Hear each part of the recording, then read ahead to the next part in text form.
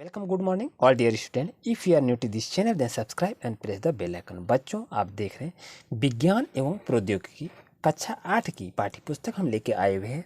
तो आपसे मेरा रिक्वेस्ट है, वीडियो को अंत तक देखें और समझें कि क्या किस तरह से ये विज्ञान और प्रौद्योगिकी में टॉपिक दिया हुआ है, कितना उपयोगी है, इससे हम क्या सीखते हैं।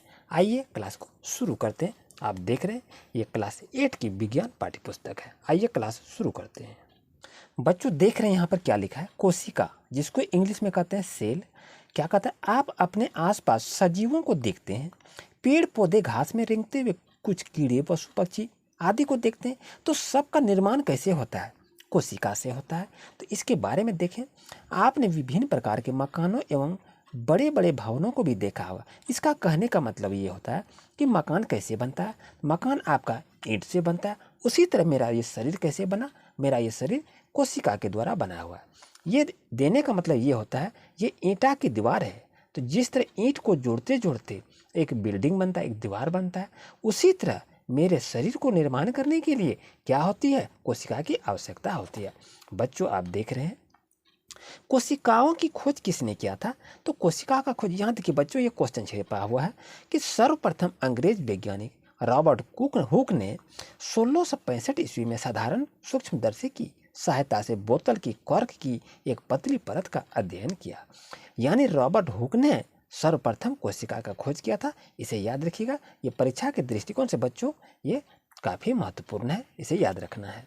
ये इंपॉर्टेंट क्वेश्चन है कि कोशिका का खोज किसने किया था? तो रॉबर्ट हुक ने किया था। कब किया था? तो 1665 ईस्वी में किया था। आइए क्लास को आगे देखते हैं कि उन्हें कॉर्क की पतली परत में मधुमक्खी के छत्ते जैसे बहुत छोटे छोटे प्रकोष्ठ यानी कमरा को देखा और उसने क्या किया? उसके कोष्ठों का नाम रखा। क्या नाम रख दिया? उसका नाम रख दिया कोशिका, जो कि आप अच्छी तरह से ये देख रहे हैं। उसका नाम दिया कोशिका। आइए ये देखते हैं आपका ये क्या है बच्चों, ये रॉबर्ट हुक है और ये कॉर्क कोशिका पर ये देखा गया है। ये देख रहे क्या करता है कि अधिक आवर्धन क्षमता वाले, क्या कहता है, सर्वाधिक सूक्ष्मदर्शी की खोज के बाद कोशिकाओं सूक्ष्म संरचनाओं का विस्तार से अध्ययन किया, जो कि आसान हुआ। अब बच्चों आप देख रहे हैं कि कोशिका शब्द अंग्रेजी शब्द किससे बना है? सेल से बना है। तो यह लैटिन भाषा के शब्द सेलुला से निकला है। ये आपको परीक्षा में भी पूछा जा सकता है, जिसका अर्थ होता है एक छोटा कमरा होता है। ये आप देख रहे हैं ये कौन है? ये ल्यूवन होक है, जो कि प्रोटोजोआ बैक्टीरिया शैवाल के बारे में इसने काफ़ी अध्ययन किया है। बच्चों यहाँ देख रहे हैं ये आपका एक्टिविटी है। तो एक्टिविटी को उतना डिस्कस नहीं करेंगे। ये अब प्याज की कोशिका की झिल्ली कैसा होता है, इसके बारे में ये कह रहा है। और उसके बारे में आइए देखते हैं और क्या दिया यहाँ पर, अच्छी तरह से देखें। कहता है कि हम ये कह सकते हैं कि कोशिका क्या होता है कि सजीवों के शरीर की वह सबसे छोटी रचनात्मक और क्रियात्मक इकाई है जो स्वतंत्र रूप से जीवन की क्रियाओं को चलाने की क्षमता रखते हैं। ये आप देख रहे हैं इस तरह कहा गया, ये एक्टिविटी को दर्शाया हुआ था और उसी पर से ये आपका चरित्र चित्रण किया गया है, जो अच्छी तरह से आप जान रहे हैं। बच्चों ध्यान दें, ये क्या कर रहा है? क्वेश्चन किया दे, कोशिका का खोज किसने किया था? ये क्वेश्चन आ गया। सर्वप्रथम जीवित कोशिका किसने देखा और जीवन की मूलभूत इकाई किसे कहते हैं? अगर ये सब का आपका आंसर चाहिए तो वीडियो को पाते ही कमेंट करें, मैं आपको पुनः इसका क्वेश्चन आंसर आपको शेयर करेंगे। अब यहाँ क्या कहता है, कोशिका की संरचना, आकार, प्रकार एवं आकृति कैसी होती है, इसके बारे में पढ़ेंगे। तो कोशिका विभिन्न आकारों की होती है, जो इसका माइक्रोमीटर के सहारे से इसको देखा जाता है। देख रहे हैं बच्चों क्या है कि माइक्रोप्लाज्मा नामक जीवाणु की कोशिका का आकार सबसे छोटा होता है, जबकि सबसे बड़ी कोशिका शुतुरमुर्ग का अंडा होता है। ये क्वेश्चन आपसे पूछा जाएगा कि सबसे बड़ी कोशिका किसका होता है? तो शुतुरमुर्ग का अंडा होता है, जिसकी लंबाई 17 सेंटीमीटर से चौड़ाई 13 सेंटीमीटर तक होती है। ये आपकी परीक्षा के दृष्टिकोण से ये काफ़ी महत्वपूर्ण टॉपिक है बच्चों, याद रहे। अब क्या कहता है, मानव शरीर की सबसे लंबी कोशिका कौन सी कोशिका है? तंत्रिका कोशिका, जिसको नर्वस सेल कहते हैं। याद रखेंगे, ये परीक्षा में पूछा जाएगा कि मानव शरीर की सबसे लंबी कोशिका क्या है? तंत्रिका कोशिका, जिसको नर्वस सेल कहते हैं। ये 1 मीटर से भी लंबी हो सकती है, ये आपको कहा जा रहा है। अब क्या कहता है, कोशिका अनेक आकृतियां जैसे गोलाकार, चौकोर, बहुभुजाकार, अंडाकार एवं अनियमित आकार की होती है। आपसे पूछा जाए कि कोशिका अनेक आकृति की होती है, सही है या गलत है, तो लिखेंगे ये सही है। अब बच्चों यहाँ देख रहे हैं कि अनुमान लगा सकते हैं कि मनुष्यों में कितनी कोशिकाएं होती है। तो ये कह रहा है मनुष्य में कितनी कोशिकाएं होती है, ये अनुमान लगाइए। अब यहाँ देखिए क्या कह रहा है बच्चों, अब देख रहे हैं कोशिकाओं की संख्या। तो पूर्व कक्षा में आपने बच्चों अमीबा में पोषण के बारे में पढ़ा। आप जानते हैं कि किस प्रकार एक कोशिकीय जीव अमीबा में भोजन अंतर्ग्रहण करते हैं, पाचन करते हैं, उत्सर्जन करते हैं, अवशोषण करते हैं। इसके बारे में आप अच्छी तरह से जान रहे हैं। तो आइए बच्चों देखते हैं कि आखिर अमीबा क्या होता है, कैसा होता है। बच्चों ये देख रहे हैं आपके पास ये अमीबा है, अच्छी तरह से देखें। आपको एग्जाम में इसको बनाने के लिए दिया जाएगा कि एक अमीबा का नामांकित चित्र बनाएं, तो इसको बनाकर इसका नाम को लिखना होता है। क्या कहता है कि संपन्न होते हैं ऐसे जीव एक कोशिकीय जीव कहा जाता है, जैसे अमीबा। अमीबा में एक कोशिकीय जीव होती है बच्चों, इसे आप याद रखेंगे। आइए उसका देखते हैं क्या कहता है। मनुष्य शरीर तथा दूसरे जंतु जैसे हाथी या पौधे में सभी कई अरबों खरबों कोशिकाएं मिलकर बने होते हैं। यानी किसी भी जीव का जब निर्माण किया जाता है तो कोशिकाओं के द्वारा ही निर्माण किया जाता है। ये कोशिकाएं अलग अलग आकार, प्रकार एवं आकृति की होती है और इन कोशिकाओं का आकार उसके शरीर के आकार पर निर्भर करता है। इस चीज़ को आप जान रहे हैं। अब बच्चों यहाँ देखें क्या कहता है कि आइए जाने ऊतक को, यानी कोशिकाओं का समूह जिसका एक उद्गम तथा कार्य समान हो, वह क्या होता है, मिलकर ऊतक बनाते हैं, जिसको टिश्यू भी नाम से जानते हैं। इस तरह से आप देख रहे हैं बच्चों कि कोशिका का निर्माण कैसे होता है। तो कोशिका के बाद ऊतक, ऊतक का अंग, उसके बाद अंगतन। इस तरह देखते हुए आदमी के एक रूप को दर्शन करता है। आइए आगे देखते हैं और क्या लिखा हुआ है। अब देख रहे हैं, अच्छी तरह से देखें, समझें। ये देख रहे हैं एक जनरेशन मनुष्य का दिया हुआ है, किस तरह से इसका आगे ग्रोथ करता है। तो यहाँ पर आप देख रहे हैं, कहता है किसी भी जीव का निर्माण अरबों कोशिका वाले जीवों के जीवन का प्रारंभ भी क्या कहती है, एक कोशिका से ही होता है, जो एक निषेचित अंडा भी होता है। बच्चों यहाँ देख रहे हैं आपका क्या है कि मुर्गी का अंडा एकल कोशिका है, आपसे पूछा जाएगा, तथा आकार में बड़ा होने के कारण इसे नंगी आंखों के सहारे भी हम इसे देख सकते हैं। बच्चों आप ध्यान दीजिए कि कोशिका के घटक क्या हैं। तो कोशिका की आंतरिक संरचना का व्यापक अध्ययन 19वीं शताब्दी में इलेक्ट्रॉन सूक्ष्मदर्शी के आविष्कार के बाद और विस्तार से भी किया जा सकता है। यानी इलेक्ट्रॉन सूक्ष्मदर्शी जब हमारा इन्वेंशन किया गया तो उसके सहारे हम विभिन्न प्रकार के चीज़ों का अध्ययन किए और उसमें हम देखे। अब बच्चों यहाँ देखने क्या कहता है कि कोशिका की आंतरिक संरचना में विभिन्नता पाई जाती है, परंतु सभी कोशिकाओं का 3 प्रमुख घटक होते हैं। याद रखिएगा, क्या कौन घटक होता है, कोशिका झिल्ली, कोशिका द्रव्य एवं कंदरक होते हैं। तो कोशिका का सबसे बाहर का आवरण कोशिका झिल्ली कहा जाता है। याद रखिएगा, क्वेश्चन पूछा जाएगा कि कोशिका का सबसे बाहरी आवरण को क्या कहते हैं, तो कोशिका झिल्ली कहते हैं। अब है कि कोशिका झिल्ली एवं केंद्रक के बीच के भाग को क्या कहते हैं, कोशिका द्रव्य कहते हैं। ये भी आपसे क्वेश्चन को पूछा जाएगा। कहता है जिसमें कोशिका अंगक होते हैं। और आइए जानते हैं कि कोशिका के घटकों को विस्तार से जानते हैं कि आखिर ये क्या होता है। आप देख रहे हैं कोशिका झिल्ली, सेल मेम्ब्रेन ये कहते हैं। तो कोशिका झिल्ली जंतुओं में पाए जाने वाली सबसे बाहरी परत है, जबकि पौधा में इस झिल्ली के बाहर एक और मोटी परत होती है, जिसे कोशिका भित्ति कहते हैं, सेल वॉल के नाम से जाना जाता है। अब बच्चों यहाँ देख रहे हैं कि कोशिका भित्ति पौधे में क्या कार्य करती है, या केवल पौधों में ही क्यों कार्य करती है, क्या क्यों पाई जाती है।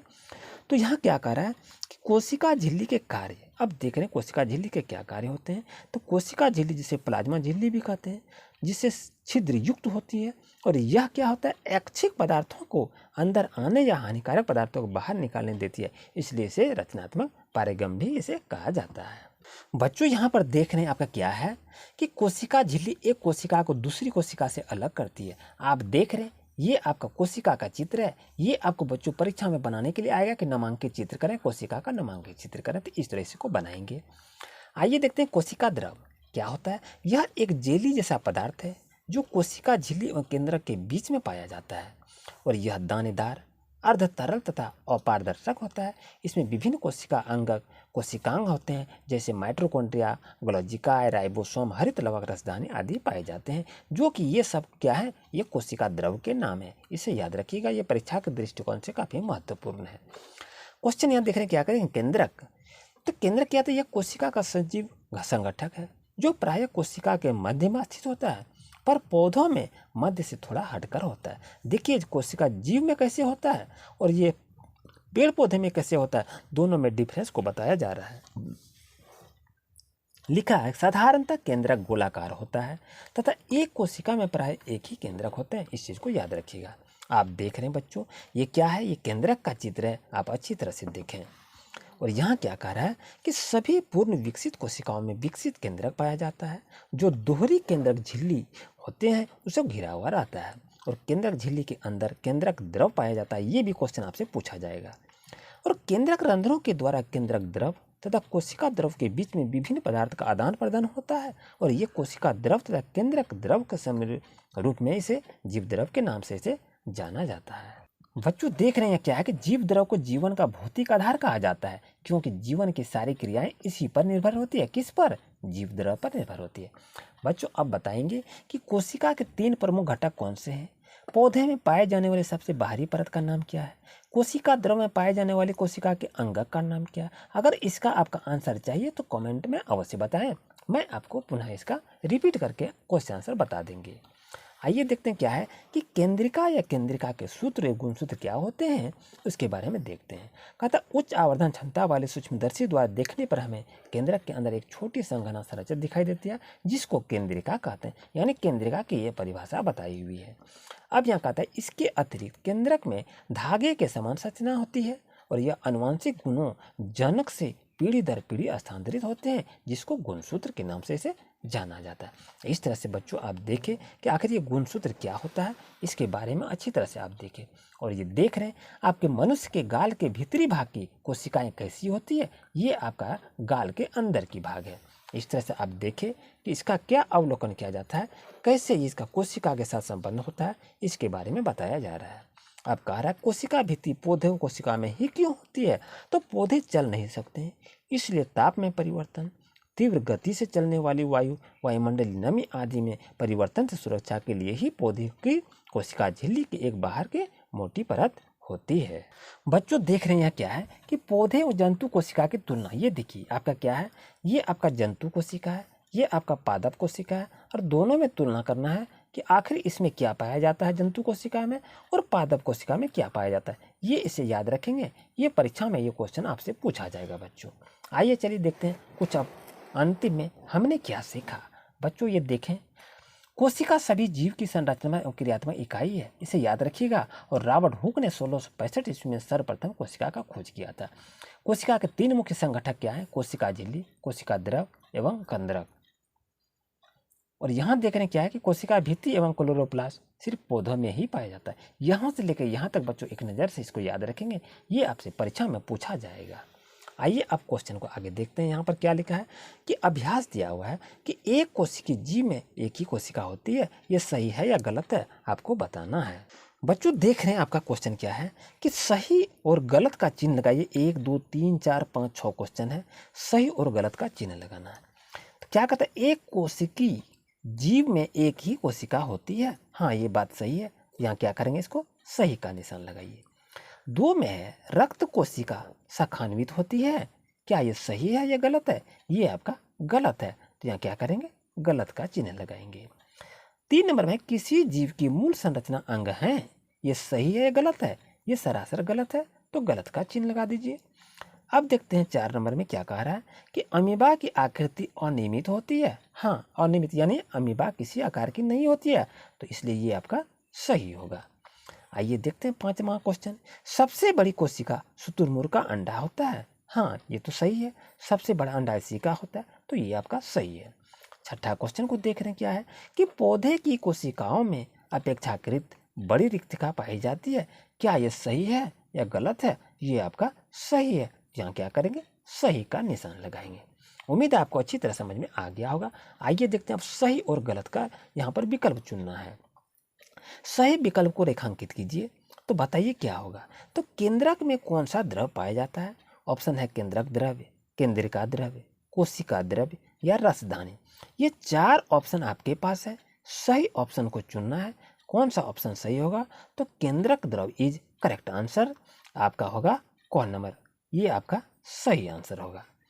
अब यहाँ देखिए केंद्रक द्रव है और केंद्रिका द्रव्य है, दोनों अलग अलग है, इस चीज़ को याद रखिएगा। अब 2 नंबर में क्या कह रहा है कि जंतु कोशिका में क्या अनुपस्थित होता है? तो कोशिका झिल्ली अनुपस्थित होता है, या केंद्रक होता है, या कोशिका भित्ति होता है, या जीव द्रव होता है। तो आपको सही आंसर लगाना है। सही आंसर आपका क्या होगा? ग नंबर होगा कोशिका भित्ति। क्वेश्चन को देख रहे हैं बच्चों, क्लोरोप्लास्ट किस में पाया जाता है? जंतु कोशिका में या पौधा कोशिका में या दोनों में या किसी में भी नहीं? तो आपको सही आंसर बताना है। सही आंसर क्या होगा? ख नंबर होगा पौधा कोशिका में, यानी क्लोरोप्लास्ट पौधा कोशिका में पाया जाता है। ये आपका सही होगा। चौथा क्वेश्चन को देख रहे हैं, अमीबा एक एकल कोशिकीय जीव है। इसमें एक ही कोशिका में होता है। तो अंतःग्रहण होता है, पाचन होता है, अवशोषण एवं उत्सर्जन दोनों होता है। ये सभी क्रियाएं होती है। तो आपको इसमें सही ऑप्शन को बनाना है। तो सही ऑप्शन आपका क्या होगा? ये सभी क्रियाएं होती है। तो करेक्ट आंसर आपका घ नंबर होगा। उम्मीद है बच्चों आज का क्लास आपके लिए काफ़ी यूजफुल रहा होगा। इसका नेक्स्ट क्लास हम क्या लेके आएंगे, ये आपका 3, 4, 5, 6, 7, 8, 9 क्वेश्चन जो है इसके नेक्स्ट क्लास में अपडेट करेंगे। तो अगर आप हमारे इस चैनल पर नए हैं तो अभी सब्सक्राइब कर लीजिए और बेल आइकन की नोटिफिकेशन को ऑन कर लीजिए, क्योंकि मैं प्रत्येक दिन नए नए टॉपिक लेकर आते हैं और आपकी सेवा में लगे रहते हैं। तो मेरे वीडियो को आप अंत तक देखें। आपको बहुत बहुत धन्यवाद। वीडियो को पाते ही कमेंट अवश्य करें आज का वीडियो कैसा रहा।